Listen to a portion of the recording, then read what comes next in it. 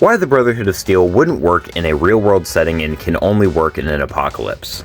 First, we'll look at one of the major parts of the Brotherhood of Steel, and that's that they hoard technology. This I can actually really understand in an apocalypse setting. You wouldn't want some crazy guy addicted to jet on the street with this laser gun shooting everyone they can find.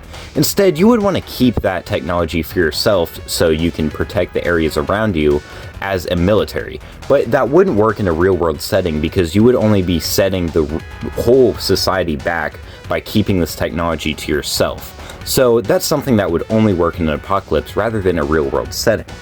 Next, we'll look at how stingy they are about people joining. When you first see the Brotherhood in any Fallout game, they'll be like, yeah, we have too many people, you're not allowed to join, or you can't see the Elder right now. And that's something that I can understand in this situation. You wouldn't want some crazy guy on the side of the street with this 500-pound armor on and a minigun shooting anyone they can see.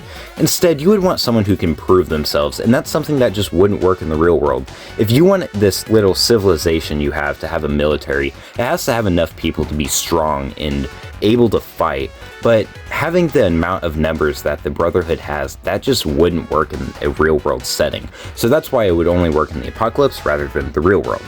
Finally, we'll look at the weapons they use. Overall, they're using anything they can find. Laser guns, gigantic miniguns, Fat Mans.